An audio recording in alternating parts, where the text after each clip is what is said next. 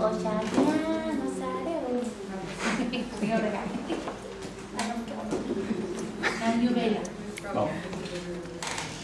boa noite a todos, bem-vindos à Atomox.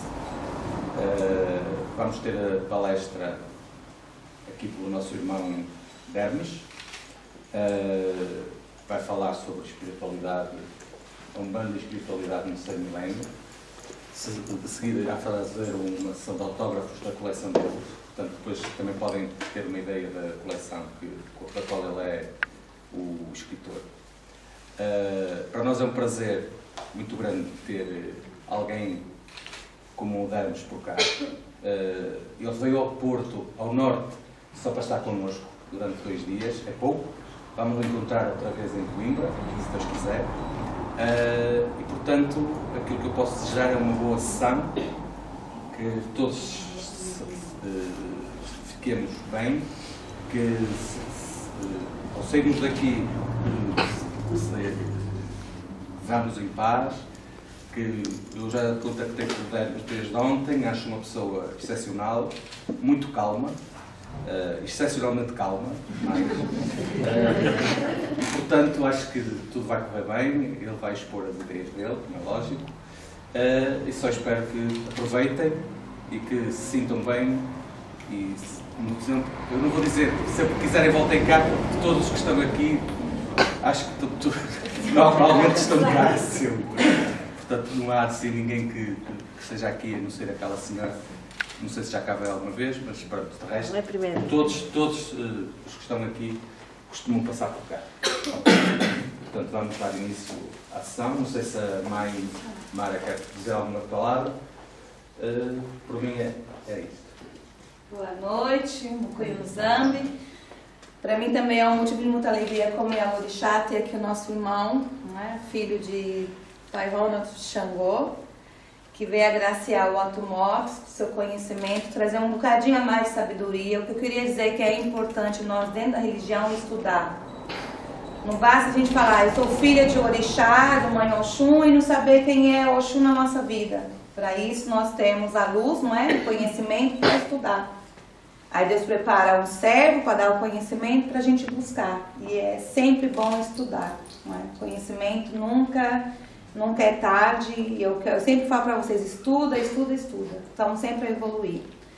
Desejo que nosso irmão tenha assim uma boa estadia lá em Portugal, que Mãe Oxum e Xangoerá esteja sempre presente na sua vida, te abençoando. Continua levando essa bandeira de Oxalá como você sempre leva, com humildade, com o coração cheio de amor e carinho, abraçando. Quem tem fé em Deus vai longe, ele não tem medo não, ele vai mesmo, ele põe a mochila nas costas, pé no chão e vai embora. Que você continue assim.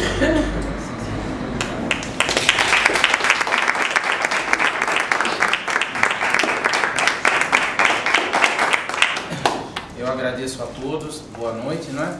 Agradeço a começar pela firmeza desta casa, da direita e da esquerda, porque se não fossem eles, nós não estaríamos aqui com sustentação, saúde, força e num diálogo fraterno. Agradeço à mãe Mara, ao pai Mário Padrão, a todos que me receberam aqui muito bem, nesta cidade, nesta região, nesta casa. Ontem tivemos a oportunidade de acompanhar o ensaio da Corimba, os meninos, os um pouco não tão meninos assim, e não importa, é sempre uma emoção muito grande. E como eu disse ontem, não no momento da gravação, que esse eu consegui me segurar, mas durante o início do ensaio, quando se cantou para Oxum, como sempre eu me emociono bastante e estou numa casa de Oxum. Oxum tem uma história na minha vida desde a minha infância, e não foi uma, foram várias vezes que ela me salvou da morte. Oxum, eu digo que é 3 vezes amada na minha vida, porque era minha mãe. Durante uma passagem no candomblé, pelo qual sou muito grato, saiu o grande Oxum, com a beleza, com a graça e com a humildade de poder lhe tocar o adijá enquanto dançava em terra, distribuindo seu axé. Quando retornei por outros caminhos para Umbanda, Oxum se tornou minha madrinha de batismo. Então eu só tenho a agradecer, eu digo por isso que eu amo, por isso que eu sou muito amado, porque a presença é dela, o amor é dela, não é meu. A pequenez do meu coração é muito pequenininho mesmo, mas a grandeza de Oxum na minha vida é excepcional. Então tinha eu que estar aqui por conta disso, que é uma forma de agradecer a ela. Não deixa de ser uma peregrinação. No Brasil, muitos terreiros peregrinam para saudar Oxum, a Basílica de Nossa Senhora Aparecida por conta do sincretismo, né? Então nós sabemos que a Mãe das Águas Doces está sincretizada nas mais diversas culturas, inclusive na minha cidade eu nasci à beira do rio, o rio Piracicaba, e lá nós entregamos todo ano um balaio que deveria de ser mais união do que é entre as casas de Umbanda, Candomblé e outras religiões irmãs, mas nós chegaremos lá, não é? Então eu agradeço muito, agradeço também aos irmãos que me hospedam lá em Rio de Mouro, a Dulce, que também é filha de Oxum, aos irmãos de Leiria, não é, o Helder nem o Santiago, porque no dia 22 nós teremos o fórum, o Encontro Internacional de Umbanda, tema Carta Magna de Umbanda. Esta carta que vem sendo escrita por diversas casas do Brasil e do exterior. Foram listados só no Brasil cerca de 4.000 terreiros que têm contribuído, e não é fácil falar com todos eles, e fora os que eu não conheço. Então é muita gente que a gente tenta falar o tempo todo e somos todos irmãos, né?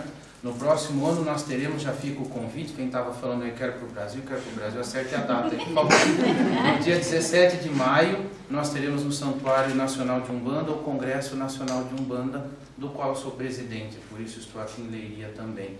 Eu sempre digo que quando eu era criança no terreiro da minha tia, eu tinha 7, 8 anos, aliás a primeira vez que eu vi o mar foi numa festa de Iemanjá. Eu era criança e roubava doce de cosme antes das festas. Eu nunca imaginei que um dia a Umbanda, quando eu fosse adulto, teria esse peso e essa responsabilidade. E todo dia a gente se lembra de que é medianeiro, né? De que é médium.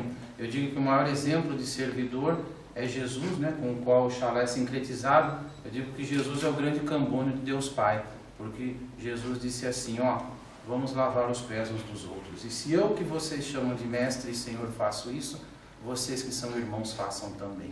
Por isso que eu conversava hoje com a minha irmã Tânia ali, lembrando a importância de ser cambone, e agradeço a Deus e aos orixás por ter sido cambone durante muito tempo, e agradeço não pelos espinhos, mas pelas flores que vieram de cada orixá, cada guia, cada guardião.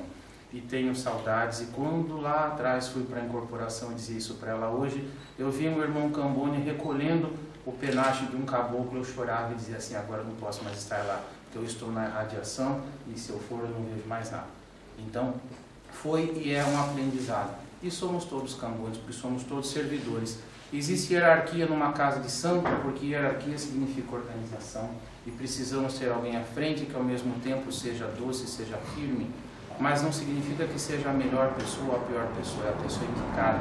E nós sabemos que a obediência na nossa religião é muito importante, e a obediência não é humilhação, é humildade, não é? Então por isso que a gente aprende na Umbanda, no Candomblé, em todas as religiões, o mais novo respeita o mais velho de santo, e o mais velho também respeita o mais novo. É uma estrada de duas mãos, né? Por isso que é uma família, por isso que é uma fraternidade. Toda família também de vez em quando quebra o pau, toda família às vezes não tem vontade de matar o outro, isso também acontece, né? Em todo lugar, não são muito interesse. Mas a gente cresce junto, porque a gente sabe que o que está ao nosso lado, o pai, a mãe e os irmãos, não vão largar a nossa mão. Ou cai todo mundo junto, ou todo mundo fica em pé. Mesmo que não tem que ficar agarrando o outro assim, segurando. Eu vou falar brevemente aqui, porque é um bate-papo, não é uma palestra. E depois, quem quiser falar sobre os livros, é uma questão que me agrada muito, como eu disse, eu nunca esperei. São, com os que vão sair agora no início do ano, são quase 50 livros publicados, a maioria deles sobre orixás, Umbanda e Candomblé. Inclusive o novo dicionário de Umbanda, que só existe ainda em edição virtual, em e-book, não tem impresso assim como eu gosto, né? Mas há pouco saiu um livro chamado Livro Essencial de Umbanda, esse eu não trouxe, que são quase 400 páginas, assim, de amor a Umbanda, de dedicação, de levantamento histórico. Temos também uma outra coleção que saiu recentemente, que é a Laroie, que é dedicada aos senhores Exus e Pombogiras, apenas 11, né? Então a gente tem trabalhado de uma forma assim muito... Eu costumo dizer que eu escrevo nas horas vagas, aí são muitos livros e o pessoal fala que eu sou vagabundo, que eu tenho muitas horas vagas. Não é isso, é disciplina, é organização. É a gente conseguir levantar os dados e mandar bala. Também tive a oportunidade de dirigir 4 curtas-metragens sobre orixás. O primeiro deles, como tinha que ser, se chama Águas da Oxum, e está fora de catálogo por questões de briga do elenco. Nós ganhamos passagens para Salvador, o curta estreou em algumas cidades, mas, enfim, deixa lá. Depois fizemos, é uma frase que eu uso muito, se alguém queimar o seu filme, faça outro melhor. Aí fizemos um sobre Yansan, contando a história de Yansan e Gbali, foi muito bonito. Depois fizemos um chamado Mãe dos Peixes, Rainha do Mar, cujo tema é Iemanjá, e eu tenho a honra e a satisfação de ter como parceira neste DVD Leci Brandão, que é autora no estado de São Paulo da lei que institui o Dia Estadual de Iemanjá, no litoral paulista, aliás, no estado todo, não apenas no litoral, e a Leci gravou um depoimento para nós, assim, foi gratuito e tudo mais, e uma alegria muito grande. E agora estávamos filmando, o título acho que ficou apenas como Xangô, que conta exatamente a história de Xanguairá. Claro que a gente tem algumas licenças poéticas sempre, porque é orçamento e tudo mais. Aí precisamos dar uma parada também por questões de elenco, porque uma outra coisa que eu aprendi, atores amadores nunca dão problema, profissionais são os que desistem, são os que cobram, são os que reclamam, são os que querem camarim com 12 cestos de flores, enfim, essas coisas todas, né? Mas a gente está aprendendo e eu decidi agora não mais trabalhar nos curtas, até por falta de tempo, por conta desse congresso e tudo mais, né? Então depois, se houver tempo, perguntas, fiquem à vontade, tá? E por que esse tema Umbanda e Espiritualidade no terceiro milênio? Porque a Umbanda é uma religião, a Umbanda tem fundamento, a Umbanda tem sacramento. A Umbanda tem uma diversidade muito grande de cruzamento de elementos, alguns até chamam de Umbanda pura, Umbanda branca. Eu particularmente não gosto muito desses termos. Mas existem cruzamentos com outras religiões, principalmente os cultos de nação. E somos todos umbandistas convivendo com essa diversidade. Existe um banner que circula nas redes sociais que diz assim: respeite a Umbanda que seu irmão cultua. Porque geralmente não é igual a mim. Aliás, não tem duas casas iguais, graças a Deus. Né? A gente vai, vê cores, vê roupas, vê posturas diferentes, que somos todos irmãos. Fico imaginando como deve ser triste um mundo em que todo mundo tivesse cara de dermes, pelo amor de Deus, né? Não ia ser fácil. A diversidade sim é importante, né? E somos todos na linha de Pai Oxalá, filhos de Umbanda. E antes de falar dessas características, há uma frase que eu uso muito, que eu gosto, que é assim, também citando Jesus, ele diz: olha, Pai, obrigado porque revelastes essas coisas aos pobres e pequeninos e não aos sábios e entendidos. A Umbanda também é assim. A Umbanda oficialmente, embora já houvesse manifestações, enfim, mas nós temos um marco histórico, por isso a gira do dia 15, ela surge não de um doutor, não de um teólogo enquanto encarnado, mas de um médium que era um adolescentezinho de 17 anos, que muita gente dizia que era doido ou então endemoniado. E foi esse adolescente de 17 anos, menor de idade, como se diz, né, em alguns países, que aceitou ser médium do Caboclo das Sete Encruzilhadas, de Pai Antônio, do Caboclo Orixá Malê, fundar todas as primeiras tendas de Umbanda e abrir esse canal, né? Ele agiu dentro do livre-arbítrio, ele poderia ter dito não, embora acho que, né, o Caboclo não ia deixar muito não. Mas enfim, um adolescente, quer dizer, alguém que, como se diz popularmente, ninguém dá nada, é louco, é endemoniado, mas que assumiu.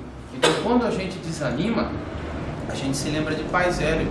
Como eu dizia ali para as meninas, até hoje em Cachoeira de Macacu é tão distante, o transporte é tão difícil lá no Rio de Janeiro, que eles têm gira apenas uma vez por mês. E a gente tem uma gira semanal, e no meu caso, por conta do congresso, às vezes eu vou a 4 ou 5 por semana, porque a gente visita os irmãos em São Paulo, em outras localidades. E aí às vezes o médium reclama: ah, tem gira hoje, preciso tomar banho, preciso ir, e reclama. E aí eu fico pensando naquele médium que fala: poxa, tem gira só hoje, eu não posso perder. Isso não é daqui a um mês, né? Então aí a gente aprende a valorizar mais, né? Então por que, minha gente? Ó, a Umbanda e Espiritualidade no terceiro milênio, como dizíamos, a Umbanda é uma religião. E várias religiões, várias filosofias, várias escolas iniciáticas, mais ou menos nesse terceiro milênio, elas se pautam por essas características comuns. A gente olha a Umbanda, olha o Candomblé, olha outras tantas, e elas têm isso em comum. Tem outras características, mas eu vou falar só dessas 10, tá? Então a primeira é aquilo que a gente chama de holismo. Os irmãos até conhecem o termo terapias holísticas, né? Holismo é corpo, mente e espírito. Então vamos falar um pouquinho, para depois vocês vão falar também. O que acontece? Por que a Umbanda é holística, a gente diz? Porque quando um irmão chega aqui a tratar a dor de dente, ele não trata apenas a dor de dente. Ele trata a dor de dente, toda a questão espiritual, toda a questão do seu psicológico. Então a Umbanda nunca vai fazer um tratamento apenas localizado, a não ser que seja necessário naquele momento. Mas ela irá além. Por isso que nós temos as portas abertas, não é? Por isso que se faz o passe, por isso que se faz a consulta. Porque muitas vezes uma dor na coluna não é apenas uma dor na coluna. Uma dor de cabeça não é apenas uma dor de cabeça. Então a Umbanda tem esse viés holístico desde a sua formação, desde o seu início e nas mais diversas vertentes. Tudo bem até aqui? Por favor, hein?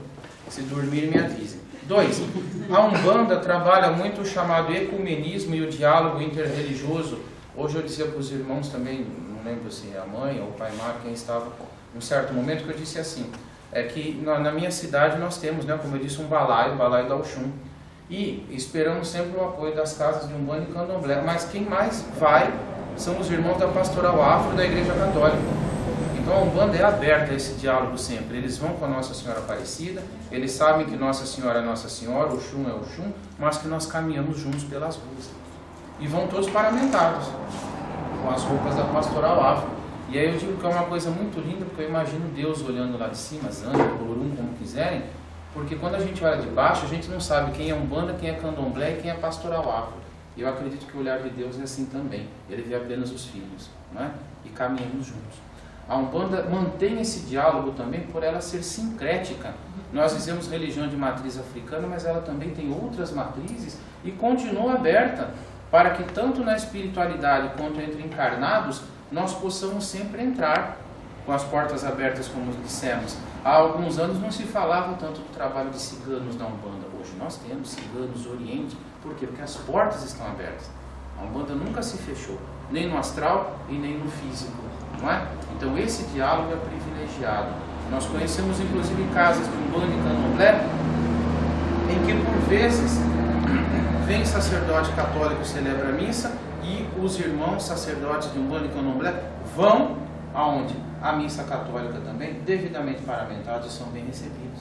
São alguns exemplos de diálogos que temos o tempo todo. Nunca se vai ouvir dizer na Umbanda assim, mal da religião.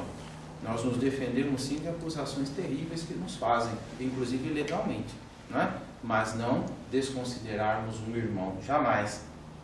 Terceiro item que nós temos aqui é a valorização da vivência ou da experiência pessoal. Aqui eu vou dar um exemplo bem prático, porque depois a gente conversa, que é mais gostoso, como eu disse, né? Que é assim, a Umbanda tem uma teologia própria, mas ela não costuma queimar em praça pública as pessoas que pensam de forma diferente. Então, às vezes, na mesma casa de Umbanda, nós temos um irmão que chegou, e esse irmão tem uma formação católica.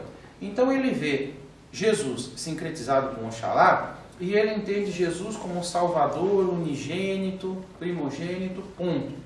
Aí na mesma casa de Umbanda nós temos um irmão que vem de uma linha mais espírita kardecista.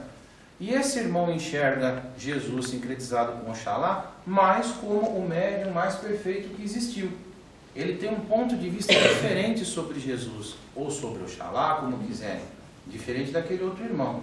Mas na hora de bater cabeça, nós não discutimos teologia. Na hora de incorporar nossos guias, nós não discutimos teologia. Aliás, nós não deveríamos discutir teologia, nós deveríamos dialogar e respeitar essa vivência pessoal.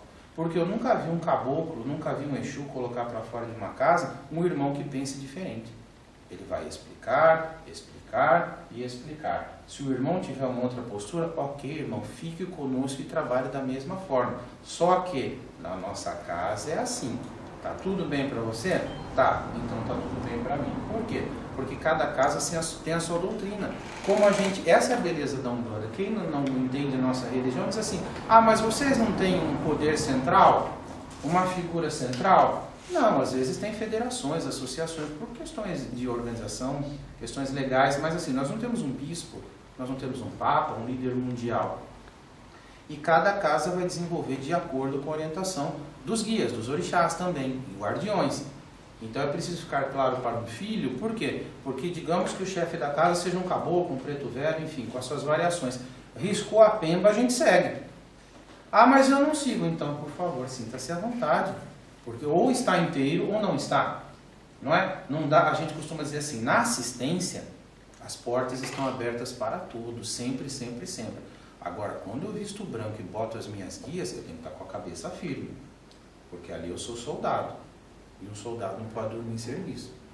Não é? Então a gente tem que estar, orar e vigiar o tempo todo. E seguir. Não dá para eu ficar questionando. Dúvida? Sim. Tiro com quem? Pai, mãe da casa, guias, chefes da casa, ok. Ponto. Resolver as dúvidas, vou para frente. Está arriscado, a pemba está arriscada ali, é só seguir. A gente tropeça, desanima, mas sabe o caminho. Então existe uma diferença entre questionar no sentido da dúvida, querer saber, mas por que é assim? Me explica, por favor. Daquele questionamento, ou então quando um filho vem de uma outra casa e acaba, mas lá era assim. Aí até o dia que o pai e a mãe falam, eu tô com uma vontade de dizer, volta pra lá. Por que faz isso? Por quê? Porque fica atazanando, né? Não pode. Olha essa aqui que eu gosto muito, vou dar um exemplo. Muito obrigado pelas flores novamente, né? Porque eu agora estou falando em público, ela veio com as flores de Mamãe Oxum. E esse exemplo tem tudo a ver. Fé e cotidiano, a concretude da fé. Eu dou sempre o mesmo exemplo. Aí eu venho aqui, falo do Oxum, que é 3 vezes amada, e não sei o quê. E se vocês viram no noticiário, não sei, isso pode ser em qualquer lugar, mas vou dar um exemplo nosso lá. O estado de São Paulo está com uma falta d'água muito grande. É quase um estado de calamidade lá no Brasil, né? Aí eu venho, falo da Oxum e estou hospedado lá na casa do pai Mário, da mãe Mário. E o que acontece? E escovo os dentes com a torneira aberta.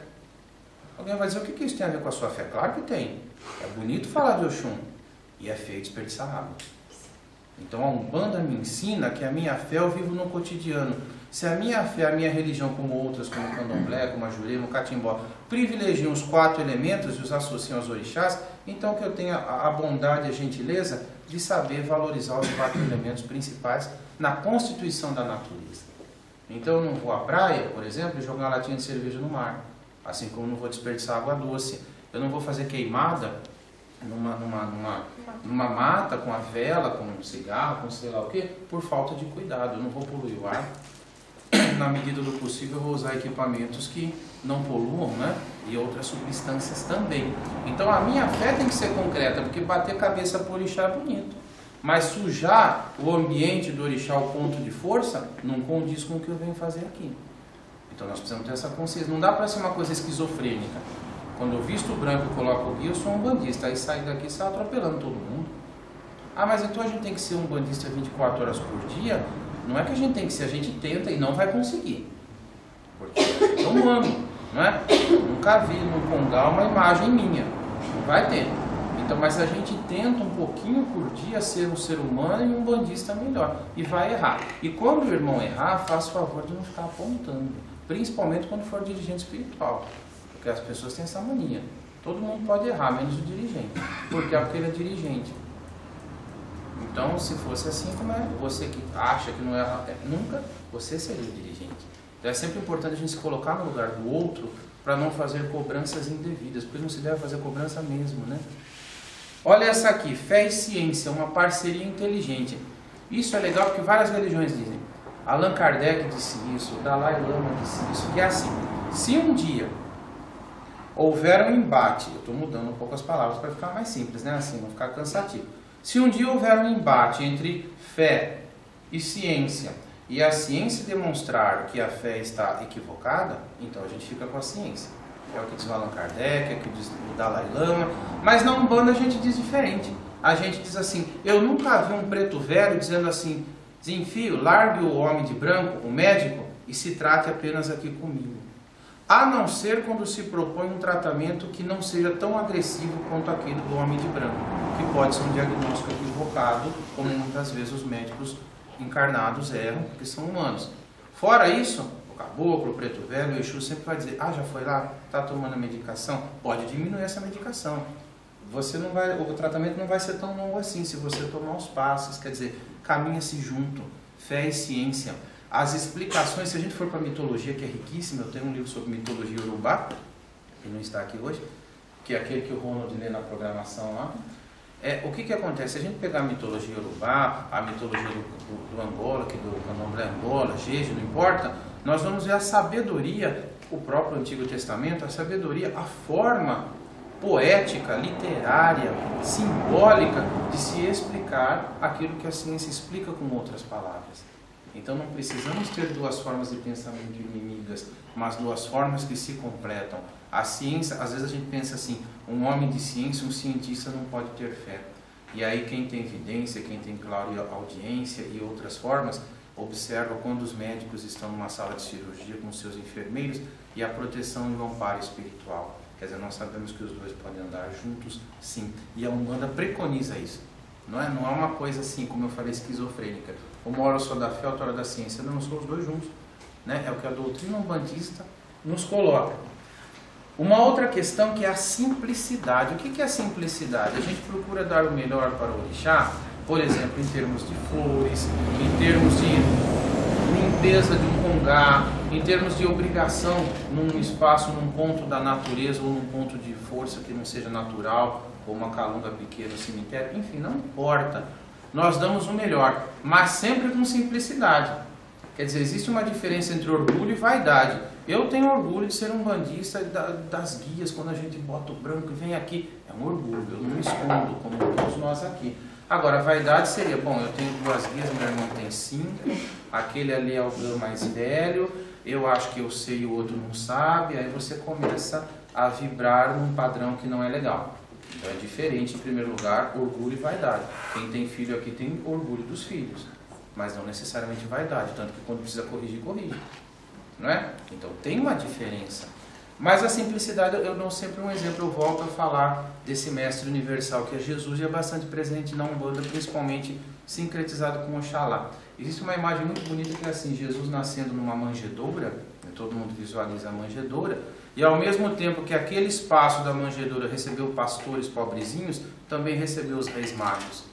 Não foi assim quando chegaram os reis magos, Maria pegou lá e falou, pessoal, vamos dar uma ajeitada aqui, igual revista de decoração, e os reis magos estão chegando, de jeito nenhum. Vai pisar aqui, seja quem for. Como diz Zé do Oxum, a música do meu querido amigo Jerônimo, né? Seja tenente, desembargador, filho de pescador, não importa, se der presente é tudo uma coisa só. Então quando se vem bater cabeça aqui, se não existe posição social, não existe título, não existe doutorado, não existe nada disso. Existe filho de fé, filho de santo e pessoas que respeitam orixás, guias e guardiões, dentro da simplicidade. Então até onde eu, médium, estou ofertando o melhor que eu posso para o meu orixá, até onde eu estou querendo aparecer. Não é? Isso vale para quem incorpora, para quem não incorpora, até que ponto eu tenho orgulho, até que ponto eu tenho vaidade. Não é? Outra questão para pensar aqui, minha gente, é o que a gente fala, a leitura e a compreensão do simbólico. Há pouco eu citei a mitologia dos orixás, citei assim, né? Então tem irmãos que pegam a mitologia dos orixás e acreditam ao pé da letra. Tem irmãos que pegam a mitologia dos orixás e fazem uma leitura do simbólico. Ambos são muito bem-vindos. Quem sou eu para dizer que o irmão está errado ou equivocado? Ele vive a sua fé na sua intimidade, independente da minha opinião. Agora, precisa do meu aval? Não é? Então isso ele conversa o irmão com os dirigentes espirituais, isso ele conversa com os guias, isso ele vai jogar quem é búzios, quem trabalha de outras formas, não importa. Mas ele vai abrir o seu coração. E nós precisamos respeitar. Existe uma coisa que é um outro item, mas esse eu vou falar já. Existia uma coisa na Umbanda até uns 10, 15 anos que não existe mais, ela foi extinta, que é a fofoca. Acabou, não existe mais fofoca em terreiro. Sabiam disso? Não tem mais irmão que fala de irmão, foi extinto. Então isso é muito bonito, né? Embora seja mentira, né? A gente sabe que existe porque a língua nossa é uma maravilha. Então o que acontece? Não fica olhando o seu irmão. Se ele incorpora, se ele está mistificando, tem quem olhe. Tem quem olhe e tem essa responsabilidade. Né? A gente às vezes se preocupa muito com o irmão e não se preocupa consigo. E aí tem até aquelas frases de lugar comum até que é assim, né? Se tua vida fosse boa, não ficava olhando para o outro, né? E quem está feliz não tem tempo. Ou olha para ajudar. Ou está precisando, eu estou tão feliz que eu vou compartilhar essa felicidade, esse amor. Isso sim. Agora, ele incorporou, aquele caboclo, não sei. Então não sabe, não fala. É a melhor solução do que falar bobagem e se arrepender depois. Não é verdade? Me corrija se eu estiver errado, mas a prudência ainda é uma... Né? Por quê? Porque a gente tem essas manias. E de não entender a diversidade, de não entender que o corpo do outro é diferente, a história do outro é diferente. O que ele conversou com os dirigentes, com os guias-chefes, ficou fechadinho ali, ninguém sabe. Então como é que eu vou opinar? Não é? E a gente ouve muito, eu já ouvi, de vez em quando eu coloco no Facebook uma frase lá que é assim: acima dos orixás está Deus, não os médiums ou os dirigentes espirituais. Porque eu já vi muito médium e muito dirigente espiritual contestando fala de caboclo, contestando jogada de búzios, contestando tudo que vocês quiserem. Ah, não é assim, não vai... Mas, pera lá, é diferente dizer não vai ser assim porque a gente não pode fazer, vamos ver a melhor forma de fazer dentro do possível. Isso é uma coisa, conversa direitinho e tal. Outra coisa é um caboclo-chefe, outra coisa é um preto velho, outra coisa é orixá, outra coisa são os búzios, sei lá, apontarem um caminho e alguém tentar negar isso, ou pior ainda, bloquear. O peso e a responsabilidade de quem bloqueia o caminho de um irmão ou de um filho é muito grande. É o livre-arbítrio, é a ligação e reação. Quem sou eu? Daqui a pouco estou matando os outros, então, abreviando a vida de alguém porque eu cismei. Não é assim. Não é assim. Mas a gente às vezes se arvora nesses direitos. Ou seja, eu estou olhando mais para o outro do que para mim, né? Outra questão aqui, meus irmãos, que é o cooperativismo. O cooperativismo significa assim: ah, eu não falo nada, né? Olha o oposto. Eu não falo nada porque tem pai e tem mãe na casa. Tem pai pequeno, mãe pequena, tem alguém, tem isso, tem aquilo. Então, eu não falo nada. Aí eu não sei o que fazer. Mas também não vou perguntar, né? Porque eu tenho medo, né? Se eu perguntar, precisa de alguma coisa? Tem gente que pergunta e já sai correndo, né? Por quê? Porque sabe que precisa. E esse precisa não é só no material, porque a gente sempre pensa assim, ah, ele vai falar da faxina, né? Em qualquer lugar do mundo, eu não conheço o mundo inteiro, mas eu sei assim, que dia de faxina os médicos ficam doentes, então, os médicos não vêm, os médicos têm compromisso, e por isso que algumas casas ficam assim, não sei se vai gostar. É assim, hoje tem gira de desenvolvimento, em todos os médicos em branquinho, aí os pais mesmo dão vassouras. Dão um olho e falam, puta, vocês não lembram? Agora nós vamos limpar, tá todo mundo aqui, né? Por quê? Porque acontece, a gente tem que focar na solução, não no problema, né? Porque é assim, se você falar que é uma gira, todo mundo vem. Agora, se é o dia da limpeza, todo mundo fica doente. Então, a sugestão que alguns fazem é marcar a limpeza no dia da gira. De desenvolvimento, por exemplo, que não tem assistência, sei lá. Aí tá todo mundo aqui, fechar a porta, acabou. Então, o cooperativismo é super importante. Eu preciso perceber que não é lá em cima a minha cabeça, né? Mas que eu tenho uma importância e que quando eu falto, eu faço falta mesmo. Porque às vezes não tem um irmão para fazer o meu serviço. Ou então, se a assistência está cheia e eu não vim, claro, às vezes a gente não pode vir. Aí eu não incorporei, eu não estou como cambor, eu sou um ogã que não veio. É um a menos para tocar, é um a menos para incorporar, é um a menos para cambonear. Faz falta sim. E dentro disso, aquilo que a gente chama de proativo, né? Eu não preciso esperar os dirigentes mandarem ou pedirem, digam como quiser. Eu preciso me oferecer. Me voluntariar dentro do que eu posso. Tem gente que fica de segunda a segunda no terreiro e enche o saco, não é isso? É ficar de verdade, o pouco que eu ficar, que eu trabalhe de verdade. E não para aparecer. Né? Que daí fica feio, até os dirigentes percebem. Essa pessoa está meio querendo mostrar serviço. Então quem serve não mostra serviço. A gente vê isso muito em grupos, né? De qualquer idade, que é assim, você vai limpar um terreiro, a pessoa fica andando para lá e para cá. Ela carrega um rodo, ela deixa o rodo ali, é só para mostrar, ela não passou o rodo.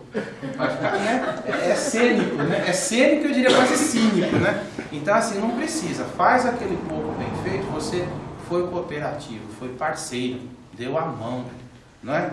Então isso é importante mesmo. Aquilo que a gente fez fica para sempre. Às vezes a gente ajuda a levantar um barracão. Depois você se muda de cidade, de país, sei lá, o barracão continua lá. Aí você vem visitar daqui a 10 anos e fala, puxa, eu tenho um pouco de mim ali. Não é? Então esse é o senso de uma comunidade. E não é só Umbanda, repito, nós estamos falando esses 10 itens rapidinhos, eu já estou terminando para ouvir os meus irmãos. Tem uma que é muito importante, que é assim, liderança. Autoridade não rima com autoritarismo. Eu volto a dizer o que eu falei há pouco. Nós temos a hierarquia, nós temos os pais e mães, sejam as funções que forem, como autoridades. Por quê? Porque nós precisamos, sim, de pessoas que deem a palavra final, que coordenem, que assinem embaixo. Digo, olha, pessoal, todo mundo discordou, não é bem assim, a gente é democrático, mas alguém tem que bater o martelo. Não é? Então isso é fundamental. Mas isso não é autoritarismo, isso não é fazer lavagem cerebral, isso não é entrar na particularidade de cada filho e nem o filho dos seus dirigentes. Não é? Começa que a Umbanda não faz proselitismo. Não é? No Brasil tem uma campanha, quem já foi lá, quem conhece, que é da Caixa Econômica Federal, que é assim, vem para a Caixa você também. Eu falo que nunca vi um outdoor escrito, vem para a Umbanda você também. Não é assim, vem quem quer. E às vezes a pessoa vem 30 anos na assistência e não se torna umbandista, embora ela seja mais do que muitos filhos, né? Ela vem, ela colabora, ela participa, ela doa a energia dela também enquanto ela está aí sentadinha para um trabalho espiritual que nem todos vêm, e ela recebe muito, mas não entrou para a corrente necessariamente. Então começa que não tem o proselitismo, né? você ser acordado de manhã com alguém batendo na porta porque o Exu mandou. Não tem.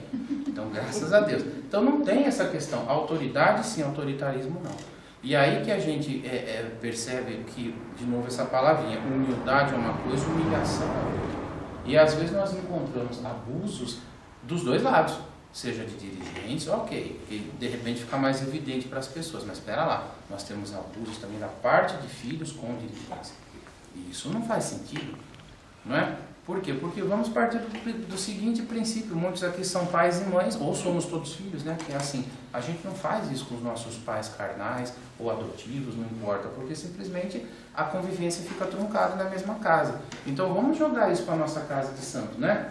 Sejam os dirigentes, sejam os filhos, que a gente tem que ser da forma mais fraterna possível. Vou dar um exemplo que me ocorreu agora, eu não tinha preparado. Eu trabalhei, você falou de Santos, né? Eu trabalhei com uma amiga na região lá do litoral, cujo marido era militar, trabalhava em bairros muito perigosos, e ele se esquecia de colocar gasolina. Então, o que ela fazia? Ela cansou daquilo, minha amiga. Então, ela começou a não avisar mais que precisava colocar gasolina. Ela dizia, se acabar a gasolina, um dia ele fica, de madrugada, e se vire para voltar. Eu falei, pera lá, ela ama o cara, né? Pelo menos diz que ama, sei lá. Vai largar o cara em perigo. Eu falei, veja como a gente podia ser inteligente. Eles tinham, hoje são adultos, né? Mas tinham duas crianças lindas. Que tal, né? Crianças, façam um bilhetinho pro papai. Papai, não esqueça de pôr gasolina. Tenho certeza que ele não ia esquecer. Então, às vezes a gente vai com agressividade, onde o afeto vai curar. Não há necessidade disso, né? Se a gente for mais objetivo e mais afetuoso, a gente consegue um resultado. Só que muitas vezes a gente vai discutir com alguém, não para demonstrar que a nossa ideia é positiva, ou até a melhor ou construtiva, mas a gente vai discutir para demonstrar poder. Eu mando mais que você, eu sei mais que você. Aí a gente perde aquele que poderia ganhar para o nosso lado. Não é? Como tem pessoas que às vezes fazem assim. Isso é muito comum comigo por causa daquela história de celular que eu falo, eu perco, esqueço. Aí tem gente, quando eu estou lá em Piracicaba, fala assim, eu atendo o celular, a pessoa vai jogar tarô comigo, sei lá, eu trabalho na Arolística, diz assim, nossa, é tão difícil falar com você. Eu falo, criatura, aproveita que conseguiu. E fala, aproveita as oportunidades da vida. Não, primeiro vai reclamar, vai contar quantas vezes ligou, que o celular tem 2 chips, um chip, não precisa nada disso. Conta logo, né? Vamos ser mais objetivos que a gente consegue isso, né? É o diálogo. Eu costumo dizer assim, diálogo sempre, debate quando é necessário. Hoje nós podemos ter um debate aqui. E polêmica para quê? Porque às vezes tem gente que escreve...